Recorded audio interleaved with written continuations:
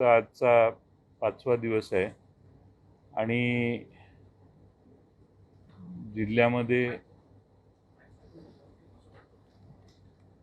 जिल्ह्यामध्ये जिल्ह्या जिल्ह्यामध्ये मोठ्या प्रमाणात संख्या जवळपास 2350 पर्यंत पोचलेली होती.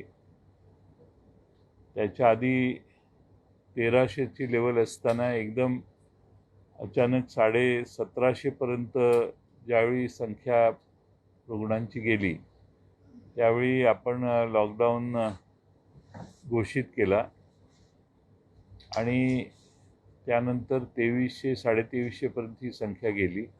सुदैवाने काल 1700 पर्यंत ही संख्या खाली आलेली दिसते. किती आता ती खाली येणार वर जाणार हे आज सांगता येत नाही, पण एकंदर जेवढी आपण सॅम्पल्स काढतोय त्यातले जवळपास 30% सॅम्पल्स हे आजही पॉझिटिव्ह सापडत आहेत आणि त्यामुळं जिल्ह्यातल्या सगळ्या लोकप्रतिनिधींना घेऊन आम्ही आज प्रशासनातले सगळ्या अधिकाऱ्यांना घेऊन बैठक घेऊन या संदर्भातला आढावा घेतला. जिल्ह्यामध्ये रुग्णांची संख्या, बेडची परिस्थिती, व्हेंटिलेटरचा जो शॉर्टेज पडायला लागले ते, अधिक बाकीच्या सगळ्यांचाच आढावा आम्ही आज घेतला. जिल्ह्यामध्ये अधिकचे व्हेंटिलेटर मागच्या 8-10 दिवसापूर्वीच आपण ऑर्डर केलेले आहेत. ते व्हेंटिलेटर आज बरेचसे पोचत आहेत. त्यामुळे 30 व्हेंटिलेटर्सची भर आज उद्यापर्यंत इन्स्टॉलेशनचा जो काही वेळ लागेल तेवढाच, पण 30 अधिकचे वाढीव व्हेंटिलेटर्स आपल्याकडे उपलब्ध होतील. त्याचबरोबर सर्व लोकप्रतिनिधींनी आणखीन व्हेंटिलेटर वाढवण्याच्या संबंधी इच्छा व्यक्त केली आणि त्याप्रमाणे अधिक व्हेंटिलेटर आपण उपलब्ध होतील का, आणि ते चालवण्याचे, व्हेंटिलेटर नुसते वाढवून चालत नाही, ते चालवण्याची टेक्निशियन आणि तेवढे एक्सपर्टाईज जिथं असेल तिथंच व्हेंटिलेटरचे बेड वाढवता येतात. त्याचबरोबर जिल्ह्यामध्ये आपण जिल्हा पोलीस अधिकाऱ्यांनी देखील, पोलीस अधीक्षकांनी देखील लॉकडाऊनचा आढावा दिलेला आहे आणि एकंदरच जिल्ह्यात ही शृंखला तोडायची असेल तर आपल्याला आणखीन काही काळ असा घालवणं आवश्यक आहे. 15 तारखेपर्यंत राज्य सरकारचा लॉकडाऊन आहे. त्यामुळे 15 तारखेच्या नंतर राज्य सरकार जो निर्णय घेईल त्याप्रमाणे मग पुढे पावलं टाकायची, अशी आमची आज चर्चा झालेली आहे. सर, एक मुद्दा आहे की आता तुम्ही म्हटलं 30% टेस्ट होतात, पण आज मी स्वतः स्टिंग केलेलं आहे की काही लॅबमध्ये आज संपूर्ण लॅबमध्ये बंद आहे. काही ठिकाणी अँटीजेन टेस्टसाठी 400 रुपये 600 रुपये रेट आहे, तर आरटीपीसीआर इतर टेस्टसाठी 2500 3000 3500 असं मनमानी कारभार सुरू आहे. यावर काय सांगाल तुम्ही? आता माझ्याकडे पावती सुद्धा आहे, 600 रुपये टेस्ट, अँटीजेनची टेस्टची 600 रुपये पावती गेलेली आहे. बाजारात 150 ते 200 रुपये घेतात. आपण फ्री करतो सर. प्रायव्हेट वाल्यांनी जे डेट फिक्स करून दिलेली आहे त्याच्यावर जर चार्ज केले तर आपण कारवाई करू सर. अँटीजेनची टेस्टसाठी, RT-PCR साठी आपलं सरकारचं नियोजन जे आहे त्यात फ्री उपलब्ध आहे. खाजगीमध्ये आपण दर फिक्स केलेले आहेत. त्या दराच्यापेक्षा वेगळी जर तुम्ही माहिती आणून दिली, पावती, किंवा तुम्ही स्टिंग ऑपरेशन केलं असेल तर ते आणून द्या, म्हणजे त्याप्रमाणे कारवाई होईल.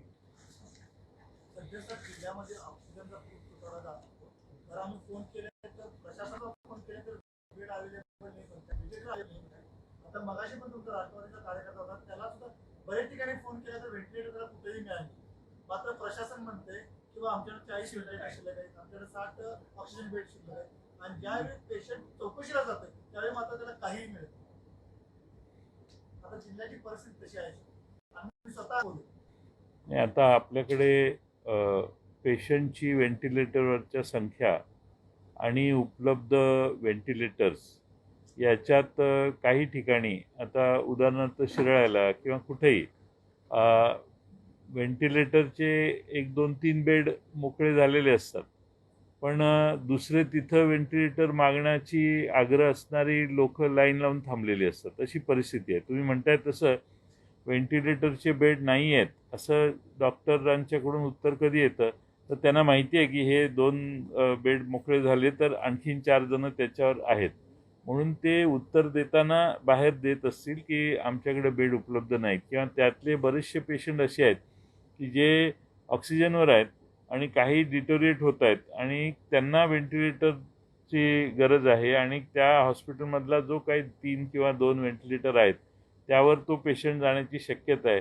त्यावेळी अशी आपल्याला ते सांगतात. शेवटी व्हेंटिलेटरची बेड मोकळी ठेवण्यात फारसं स्वारस्य डॉक्टरना नसेल, तरी देखील आजच्या बैठकीत आम्ही आता ठरवलं आहे की असे व्हेंटिलेटर्स मोकळे रिक्त जर कुठं असतील तर त्याचा कॉल सेंटरला माहिती मिळाली पाहिजे आणि व्हेंटिलेटरचा बेडची मागणी करणाऱ्या पेशंटला तात्काळ जिल्ह्यात कुठेही असेल तरी तो त्याला माहिती देण्याची व्यवस्था करायची असं आमचं ठरलेलं आहे. कारण परवा मालगाडी वाहतुकीतून एक पेशंट आला, त्याला कुठंच मॅनेज सगळं सांगलेलं मिळत परिसरात.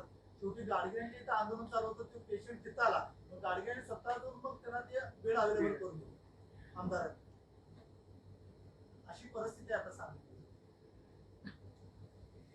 आहे. त्याला आता आपण व्हेंटिलेटरची संख्या जर सांगली सिव्हिल हॉस्पिटलमध्ये काही PM केअरचे व्हेंटिलेटर आलेले आहेत. त्यातले काही थोडेसे चालू होण्यात बिघडलेले म्हणजे चालू करताना त्यांना थोडासा प्रॉब्लेम आहे, तर ते दुरुस्त करायला सांगतायत ते. तर त्यातले काही आलेले व्हेंटिलेटर त्यांचं म्हणणं टेक्निशियनचं मला हे घेऊनच जायला पाहिजे, तिथं दुरुस्त होणार नाहीत. असे काही इश्यूज आहेत. पण आता आपण अधिक नवीन वाढीव व्हेंटिलेटर आता 30 येतील, बराचसा फरक पडेल. मिरज शासकीय रुग्णालयामध्ये गेल्या काही दिवसापूर्वी 2 रेमडेसिवीर इंजेक्शन चोरीला गेले. त्यानंतर आणखी चोरीला गेले इंजेक्शन. आम्ही गेली 5 ते 6 दिवस सगळी त्या नंदनकरला फोन लावतो, फोन अजिबात उचलत नाहीत. प्रशासनाकडून त्याचं काही सांगण्यात येत नाही. नेमकं काय म्हणजे चोरीला गेल्या का काय झालंय का तिथंच आहे काही सांगण्यात येत नाही. तपासाचा भाग असल्यामुळे आपण ओपन करू शकतो. हे सर ते 2 गेलेले ते ठीक आहे, त्यानंतर आणि परत 4 गेले. आम्हाला तिथनं सांगण्यात आलं की म्हणजे आमच्या याच्यातून सोर्स मधनं तर ते 4 इंजेक्शन तिथंच होते, पण नाही. मग आम्ही फोन करून विचारतो नेमकं आहेत का नाही, कोणीही सांगायला तयार रिपोर्ट नाही केला. हे पहिल्या 2चं जे आहे हा, पहिल्या दिवशी त्याची माहिती काढायचं चालू आहे. मीडियाला बातम्या आल्यातच होतं, पण त्याच्यानंतर कोणच खुलासा केला नाही. म्हणजे काय नेमकं खरोखरच चोरीला गेल्या तर तिथंच आहेत. आम्ही कंटिन्यू फोन लावतो. नाही, यात प्रशासनाची बदनामी होत असेल, बाकी काय नाही. नंदनकर आहेत काय? नाही सर, नसतातच सर, चॅलेंज नसतातच. फोन पण लावत राहतं, कोणी पण फोन लावतो, उचललं तर सांग. दिलेला अहवाल जो आहे तो पण तोपरा अहवाल दिला होता असं म्हणणं आहे. सविस्तर अहवाल नाही आहे. सांगली सिव्हिलमध्ये जरी काय झालं तर त्याचं उत्तर अजून दिलेलं नाही. म्हणजे सांगली सिव्हिलला पण काही घटना घडली किंवा काही जे आता तिथं जर पेशंटची काही कमी जास्त झालं असेल किंवा पाहिजे असेल तर तिथले लोक म्हणतात की तुम्ही नंदनकरांशी कॉन्टॅक्ट करा, पण नंदनकर भेटत पण नाहीत. तुम्हाला पत्रकारांनाच नाहीये तिथे ना, पेशंटना सुद्धा काही इमर्जन्सीची मोठी प्रॉब्लेम आले ना, तिथलं प्रशासन म्हणतं की तुम्ही नंदनकरांशी कॉन्टॅक्ट करा, पण त्यांचा कॉन्टॅक्ट होत नाहीये. त्यामुळे इथं ते निर्णय काय केला सांगली सिव्हिलची पूर्ण चांगली मिळते अशी ती आता आवश्यक आहे. जिल्हा परिषदेचे शिव जितेंद्र सुद्धी आणि महापालिकेचे आयुक्त नितीन कापडे या दोघांच्या शिवाय कोणाकडे माहिती आम्हाला अधिकाऱ्यांची मिळत. आम्हाला एक व्यक्ती पाहिजे की स्पीक पर्सन ज्या कुठल्याही गोष्टीसाठी आम्हाला भंडारकर साहेब असेल ऑक्सिजन संदर्भात त्यांना विचारावं लागतं. प्रत्येकानं फोन करायचं की माझ्याकडनं नाही आहे. आम्हाला एक स्पीक पर्सन असावं की त्यांच्याकडे माहिती आहे, त्यांच्याकडे सगळ्या माहिती द्या, त्यांना आम्ही एकदाच विचारतो. माहिती जाते प्रशासनाची बदनामी हाकनात होतं. यात मग मेसेज चुकीचं जातो. त्यापेक्षा सर एक व्यक्ती जर दिलं की संपूर्ण माहिती जिल्हा माहिती अधिकाऱ्यांना आपण देतो सगळी माहिती ऑक्सिजनची माहिती असेल, पेशंटची माहिती असेल किंवा प्रशासनाकडे घ्या किंवा मग सिव्हिल सर्जनला एक विजिट द्यायचं. सिव्हिल सर्जन ऑफिसर साळुंखे, तुम्ही सगळी माहिती गोळा करून दिवसाच्या संध्याकाळी द्याल का सगळ्यांना? काय ऑक्सिजनचं भांडारकरांच्याकडे अलोकेशन किंवा कुठली ते घेऊन तो ते आता तक्रार करू नका या सगळ्यांच्या समोर. तुम्ही सगळ्यांची माहिती घेऊन तुम्ही द्याल का? हा. ते सिव्हिल सर्जनचा नेमणूक करून टाकू. सिव्हिल सर्जन संध्याकाळी किती वाजता तुम्हाला सोयीची आहे वेळ? एक टायमिंग दिलं 8 वाजता दिलं तर चालेल. इतक्या उशिरा? 5 5:30. 6:30. तुमचं कार्यालय कुठं आहे? माझं सिव्हिल आहे आणि जिल्हा परिषदेत कंट्रोल रूम दोघांची मिळून एकत्रच आहे. सर, हा, मग ते- जिल्हा ते- परिषद बोलवू दे. जिल्हा परिषद कंट्रोल रूम बेस्ट लोकेशन आहे सर यार हा, मग माहितीसाठी. जिल्हा परिषद कंट्रोल रूम मधली माहिती घ्या आणि देत जावं सगळ्यांना.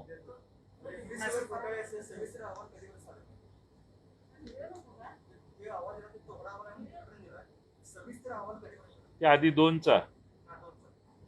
ते अजून आता आपल्याकडे त्यांनी अर्धवट दिलं होतं तर अजून क्वेरीजसाठी त्यांच्याकडे दिलेलं आहे. ते अजून घ्यायचं आहे. 4-5 दिवसात करतील काहीतरी.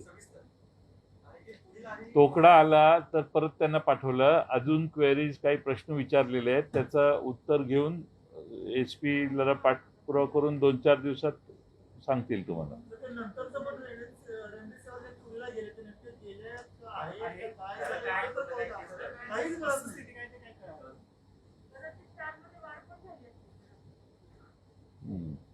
ते अजून सर गेले. त्या रुग्णाने कुठलीही टेस्ट दिली नाही पण त्यांच्या घरावरती कोविड-19 बोर्ड लावले असतात. त्या माणसाने पण आपला फोन करून व्हिडिओ काढला. आता सध्या कर्मचारी तिथे आहेत. त्या रुग्णाने कुठलीच टेस्ट झाली नाही, कुठलीही टेस्ट झाली असता घरावरती बोर्ड लावून तिथं देशन पवार काम करतात. कुठं? बेथलनगर म्हणून संजय पाटील म्हणून आत्ताच बोर्ड लावलेला. आता ते मला फोन करून सांगितलं की आम्ही सगळे देशामध्ये आहेत, आम्हाला कुठलीच टेस्ट घेतली नाही, आम्ही त्याच्या हॉस्पिटलमध्ये गेलो नाही पण आमच्या घरावरती परत लावले. वाटली मला व्हिडिओ आणि आता पाठवलं खात्री करून देतो. बेथिल नगर संजय पाटील त्यांचं म्हणणं टेस्ट न करताच बोर्ड लावलेलं आहे. मोबाईल नंबर टायपिंग हा, दिला तर असं होऊ शकतं. मी खात्री करून चेक करा. नाव पण येतं सर लिस्टमध्ये. मग आलं त्याचं. नाव आलंय, नाव लिस्ट पण पाठवले, व्हिडिओ पण पाठवले, फाईल पण दाखवत होतो. तुम्ही आयुक्तांना दाखवा, महापालिका आयुक्तांना. सर, कोविड प्लाझ्मा थेरपी म्हणून एक थेरपी आहे, त्यासाठी डॉक्टर कोणी पुढाकार घेत नाही. आतापर्यंत फक्त मागच्या कोविड लाटेमध्ये आणि आत्ताच्या लाटेमध्ये फक्त 70 जणांनी डोनेट केलेलं आहे. जिल्ह्यात 18 लॅबपासून फक्त 6 लॅबना परमिशन आहे. यासाठी पुढाकार काय? लोक आता साधारणतः 69,000 कोविड बरे होऊन आलेत, तर यासाठी मोहीम पण राबवत नाही. कारण का या प्लाझ्मा दिल्यानंतर लोकांना पण फायदा होऊ शकतो. प्लाझ्मा एक्सपेरिमेंटल फक्त 70 लोकांनीच केलेलं आतापर्यंत. नाही, प्लाझ्मा डोनेशनच्या बाबतीमध्ये ऍक्च्युली प्लाझ्मा थेरपी जी आहे ती एक्सपेरिमेंटल स्वरूपामधली थेरपी आहे. ती काही अशी स्टेटमध्ये प्रोटोकॉलमध्ये आलेली थेरपी नाही. इव्हन आपल्या स्टेट टास्क फोर्समध्ये सुद्धा जे काही आहे त्यांनी प्लाझ्मा थेरपीबद्दल स्पेसिफिकली असे काही कोणते हे घेतलेलं नाही आहे. आणि त्याचा उपयोग जो आहे तो सुरुवातीला अगदी एक्सेप्शनल सिच्युएशनमध्ये सुरुवातीला 3 दिवस जेव्हा सिम्पटम्स होतात त्याच्या 3 दिवसामध्ये जर आपण दिलं तरच त्याचा फायदा होतो. त्याच्यामुळे प्लाझ्मा थेरपी हा खूप असा काही एकदम उत्कृष्ट हे म्हणजे चांगला ट्रीटमेंटचा पर्याय असं नाही आहे. इनफॅक्ट बऱ्याच ठिकाणून ते डिस्कंटिन्यू पण झालेलं आहे. त्यामुळे प्लाझ्मा थेरपी आता सध्याच कुठेही मोठ्या प्रमाणामध्ये अवलंबली जात नाही. इव्हन मेट्रो सिटीजमध्ये असेल किंवा कोणत्याही टर्शरी केअर सेंटरला सुद्धा.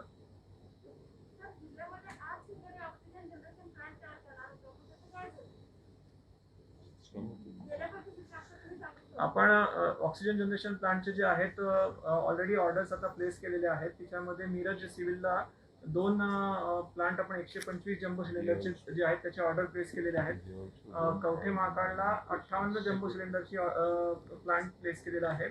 पलूस आणि आटपाडीला 31 सिलेंडरच्या या पहिल्या टप्प्यामध्ये ऑर्डर्स प्लेस झाल्या. आणि दुसऱ्या टप्प्यामध्ये आपण विटा माडगाळला 60 जम्बो सिलेंडर्स, विट्याला 31 सिलेंडर्स, कडेगावला 31 सिलेंडर्स आणि जतला 31 सिलेंडर्स असे 4 ऍडिशनल ऑर्डर्स प्लेस केले आहेत.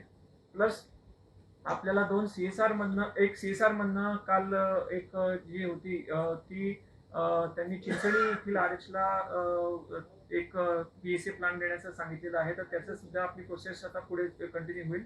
आणि NHAI म्हणजे नॅशनल हायवे ऑथॉरिटीज कडनं एक 100 LPMचा जो प्लांट आहे तो भिवघाटला मंजूर झालेला आहे, भिवघाट RH मध्ये.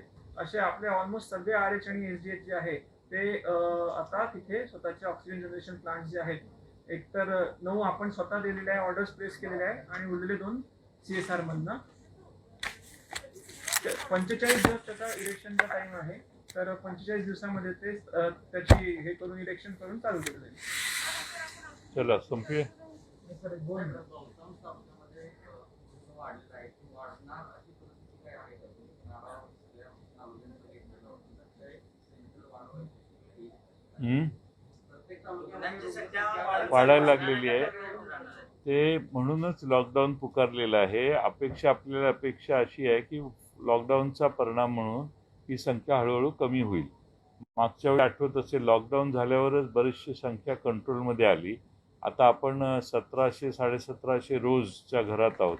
आज कदाचित अजूनही वाढेल का कमी होईल संध्याकाळी 5-6 वाजता कळेल आपल्याला. पण आपला लॉकडाऊन तुम्ही सगळ्यांनी सहकार्य केलं आणि स्ट्रिक्ट तुम्ही लोकांना देखील तुमच्या माध्यमातून जर तुम्ही प्रबोधन केलं तर स्ट्रिक्ट लॉकडाऊन पाळणं आणि कोविड घरात येऊन न देणं हाच त्याच्यावरचा पर्याय आहे. ते जर केलं तर 1700चं साधारणपणे 1300-1400वर आणि 1100-1200वर असं टप्प्याटप्प्याने खाली जाईल असं आम्हाला वाटतंय. पण ती अपेक्षाच आहे. गेल्या 4-5 दिवसात पेशंट खूप वाढतच चालले. 1500, 1700, 2200 होता. 2300 2300 गेलं. कारण काय आहे, आपण लॉकडाऊनच्या आधी असं सांगितलं की परवा रात्री उद्या रात्रीपासून आहे. मग तो दुसरा दिवस सकाळी लोकांनी सगळ्या वस्तू खरेदी करण्यासाठी बाहेर पडले. त्यामुळे हे सिद्ध झाले की बाहेर पडलं की वाढतो. त्यामुळं लॉकडाऊनमुळे आता वाढेल असं मला वाटत नाही. पण कदाचित आज संख्या बघितली तर एखाद्या वेळेस 1700चं 2000वरही जाईल एखाद्या वेळेस. तर आता संध्याकाळी कळेल. पण हळूहळू ते कमी येईल असं मला वाटतं. लस मिळवण्यासाठी काय सध्या प्रयत्न करत आहेत? काही जणांचे दुसरे डोस दिवस आलेले आहेत. पण मित्र अनेक असे दुसरा डोस वाढणार आहे का आपण? दुसरा डोस जो आहे त्याला प्राधान्य देण्याचा आमचं सरकारचा प्रयत्न आहे. आणि पहिला डोस देऊन दुसऱ्या डोसची वेळ आली आहे तर त्यांना आलेल्या लसीतला दुसरा डोस त्यांना देणं आवश्यक आहे. आणि ते नाही दिलं तर मग पहिला डोस देऊनही काही उपयोग नाही असं त्याचा अर्थ होईल. त्यामुळे ते मॅनेज करायचं काम करतायत जिल्हा प्रशासन. अधिकची लस मिळवण्याचा आपण प्रयत्न करतोय.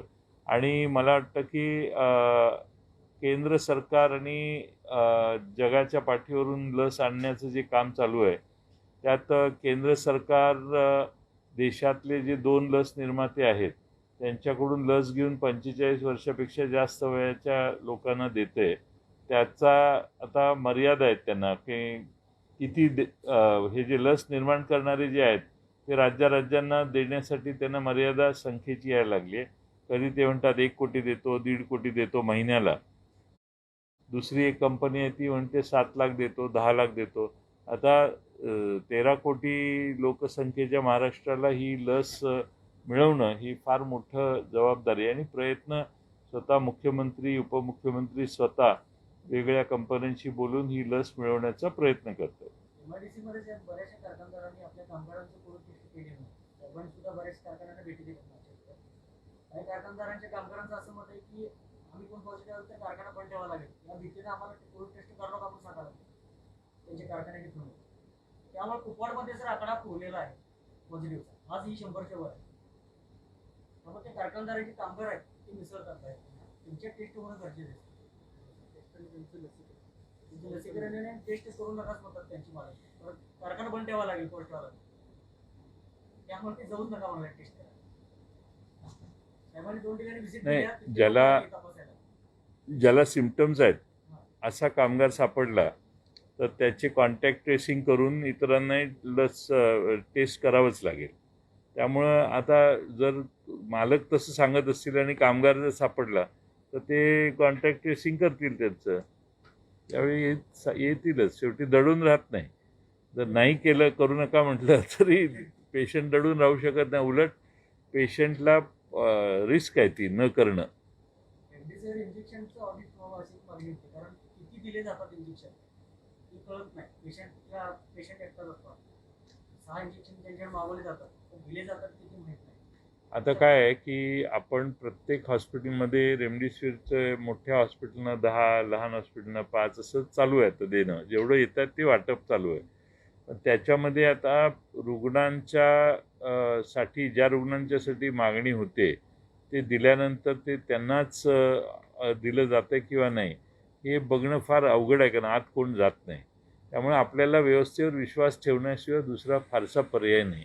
आपण अशा फार शंका काढायला लागलो तर ते जे सध्या सेवा देत आहेत तेही डॉक्टर मग बंद करतील सगळं. त्यामुळं आता एका मर्यादेपेक्षा जास्त शंका घेत बसणं फार योग्य नाही. थोडंसं काही मागं पुढं होणार. आज सगळ्यात महत्त्वाचं म्हणजे ऑक्सिजनचे बेड चालू राहणे, व्हेंटिलेटर चालू राहणे आणि डॉक्टरांची सेवा उपलब्ध राहणे. आणि उद्या आपण फार अति करायला लागलो आणि डॉक्टर्स विड्रॉ व्हायला लागले तर होईल पंचायत.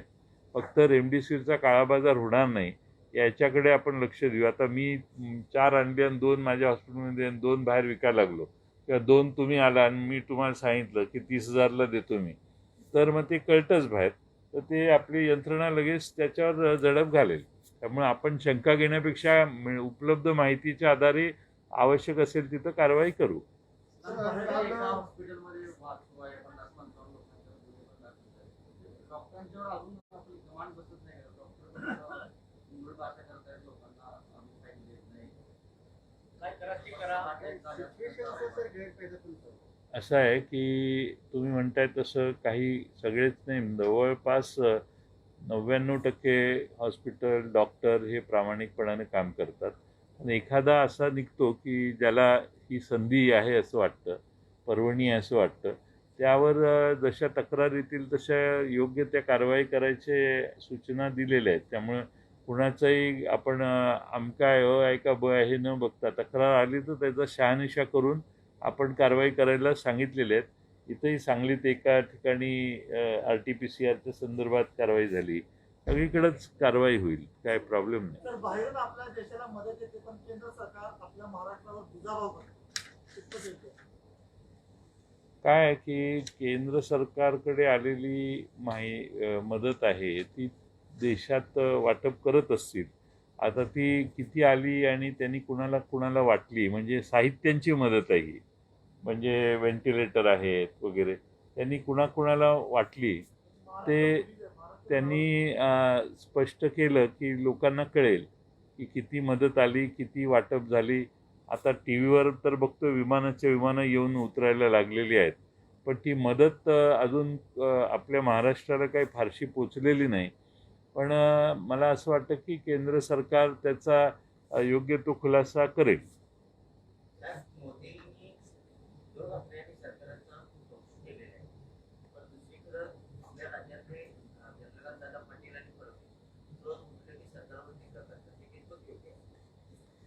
नाही, असं आहे की विरोधी पक्ष म्हणून ते सतत टीका करण्याचं धोरण त्यांनी अनुसरले आहे.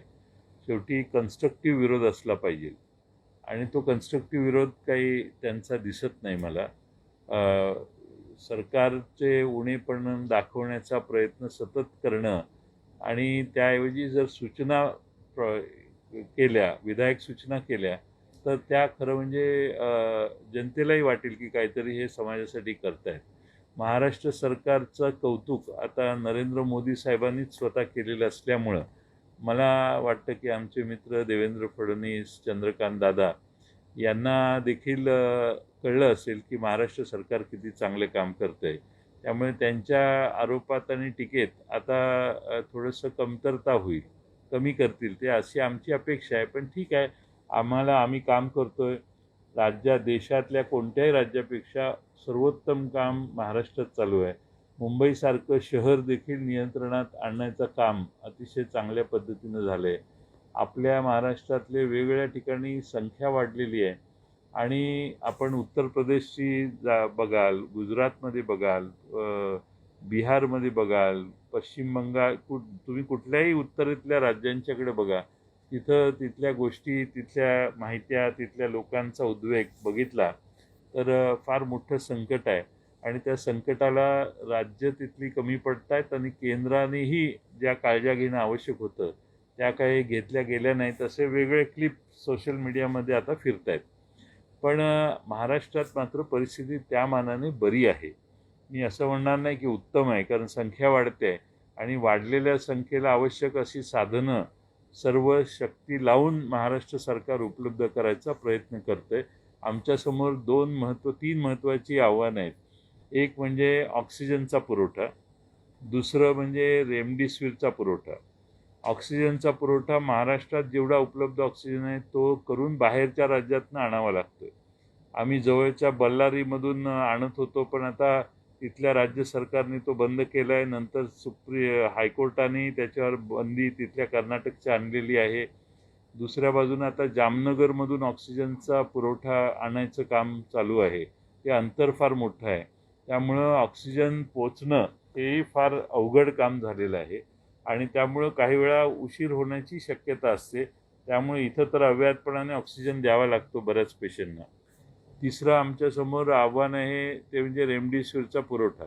आमच्या देशात 7 रेमडेसिवीरच्या कंपन्या आहेत. त्यांनी जो निर्माण केलेला रेमडेसिवीर आहे तो सगळा केंद्र सरकार ताब्यात घेतं आणि केंद्र सरकार पुरवठा करतं. त्यामुळं भारत सरकारकडून रेमडेसिवीर जशा राज्याला येतील तशा खाली वाटप करण्याचं काम महाराष्ट्रात आपण करतोय. आता आम्ही स्वतः रेमडेसिवीरचा आमच्या जिल्हाधिकाऱ्यांनी देखील रेमडेसिवीर पुरवठा मागणीसाठी खरेदी करण्यासाठी 5,000 रेमडेसिवीरची ऑर्डर दिलेली आहे, पण आपल्याला मिळत नाही. आपण डायरेक्ट केलेली आहेत आणि त्यामुळं फार मोठ्या प्रमाणात रेमडेसिवीर केंद्र सरकारने दिल्यावर महाराष्ट्राला किंवा राज्यांना मिळतं. आमची मागणी आहे की लोकसंख्येप्रमाणात किंवा कोविडच्या पेशंटच्या संख्येच्या प्रमाणात आपण रेमडेसिवीर त्या राज्यांना द्यायला पाहिजेत. पण अजून तशी काही समाधानकारक परिस्थिती केंद्र सरकारकडून केली जात नाही, कारण त्यांनाही कदाचित त्यांचे प्रश्न असतील. पण महाराष्ट्राला अपुरा पुरवठा होतो रेमडेसिवीरचा, हा आमचा दुसरा महत्त्वाचा प्रश्न आहे. तिसरा महत्त्वाचा प्रश्न आहे आणि तो म्हणजे अलीकडं व्हेंटिलेटरची मागणी लगेच पेशंटला करावी लागते. असे रुग्णांची संख्या वाढायला लागली. त्यामुळे रेमडेसिवीरचा पुरवठा व्हेंटिलेटरची उपलब्धी ही फार मोठी समस्या आहे. आपण मागच्या काळात बरेच व्हेंटिलेटरचे 10-15 दिवसापूर्वी त्यांनी 45 आले होते सर. 45 आपण मध्ये आणले. आता पुन्हा 30 आज येत आहेत.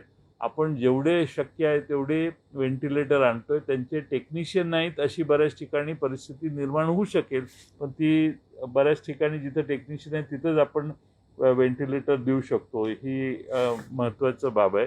तिसरा महत्त्वाचा भाग म्हणजे आपण या सगळ्या काळात आपण कर्मचारी भरण्याचं काम मागच्या काळात मोठ्या प्रमाणात केलं. म्हणजे मागच्या 2 महिन्यापूर्वी कर्मचारी नाहीत अशी परिस्थिती होती. तर मागच्या काळात सीओनी आणि जिल्हाधिकाऱ्यांनी पुढाकार घेऊन किती भरले? 500 स्टाफ नर्स आणि जवळपास 90 मेडिकल ऑफिसर. किती? 500 स्टाफ नर्स, 500 स्टाफ आणि 90 स्टाफ नर्स आणि 90 मेडिकल ऑफिसर भरले आणि खालचा स्टाफही टेक्निशियन वगैरेही भरले. आता आपण जाहिरात देऊनही स्टाफ मिळत नाही असेच काही राहिलेले आहेत. त्यामुळं ते करण्याचाही प्रयत्न आपला प्रत्यक्षात चालू आहे. पण मागच्या दीड महिन्यात आपण हे सगळे कामं केल्यामुळं कर्मचारी नाही ही तक्रार अजिबात राहिलेली नाही, बरीचशी कमी झालेली आहे.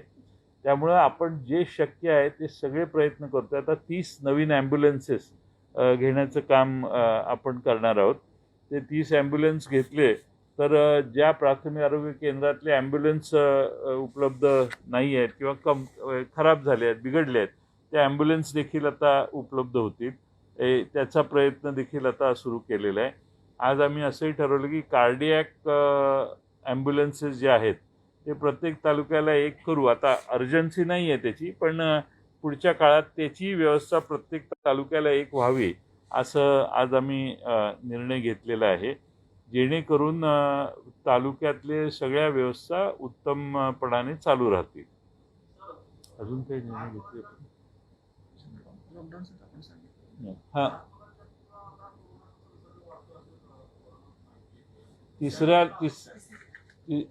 आत्ता जे प्रेझेंटेशन आमच्या जिल्हा परिषदेच्या सीओनी दिलं त्यात मागच्या वेळेचा करोनाच्या प्रमाणातच यावेळी पर्सेंटेज आहे, काय बदललेलं नाही. पण असं म्हणतात की तिसरी लाट आल्यावर असं होईल तसं होईल, त्याप्रमाणे तिसऱ्या लाटेच्या बाबतीत जे प्रेडिक्शन्स आहेत त्याची काळजी घ्यायचं काम आम्ही करणार आहोत. पण आता ही जी लाट आहे याच्यातून जरा थोडंसं एकदा मोकळं होऊ, आणि ते मोकळं होण्याचा एकमेव मार्ग म्हणजे लॉकडाऊन. कर्नाटक सरकारनं 2 TMC पाणी आता असं म्हणणं दिसायला बरं दिसत नाही, पण ऑक्सिजनचा पुरवठाच बंद केला. पण कर्नाटक सरकारची मागणी आमच्याकडे अजून आलेली नाही. आले असल्यावर त्याच्यावर योग्य तो विचार करू आपण. सर काल सर, ICU माधवनगरमध्ये सर 30 ICU बेड्स आपण वाढवतोय सुरेश GMC पाटील मध्ये. यांनी GMC मध्ये 30 ICU बेड्स वाढवतोय. 30 ICU मध्ये ते एक चांगलं आहे आपलं. सुरेश पाटील यांनी आणि त्यांच्या संस्थेने आणि जैन समाजाच्या वतीने 5 दिवसात कोविड सेंटर चालू केलं. मागे आपण बोलला तर कारखानदारांना अनेक शिक्षण संस्था आहेत, संस्था चालक आहेत, उद्योगपती आहेत, अनेक दानशूर लोक आहेत, त्यांना त्यांनी काय आव्हान केलं आहे किंवा आले का आपल्याला? काही लोकांनी सुरू केलेलं आहे हॉस्पिटल्स सुरू करण्याची. आत्ताच मी जिल्हाधिकाऱ्यांना 1-2 ठिकाणी ड्युरा सिलेंडर एका ठिकाणी इस्लामपुरात कुणीतरी पुढे आले, ते मागणी करतात, ती कशी उपलब्ध होईल बघतोय आपण. आता आपण ICU बेड आपल्या मिरज मेडिकल कॉलेजमध्ये 30 ॲडिशनल ICU बेड चालू करणार आहे, वाढवणार आहे बेड. 30 ICU बेड आपण वाढवतोय मिरज मेडिकल कॉलेजमध्ये.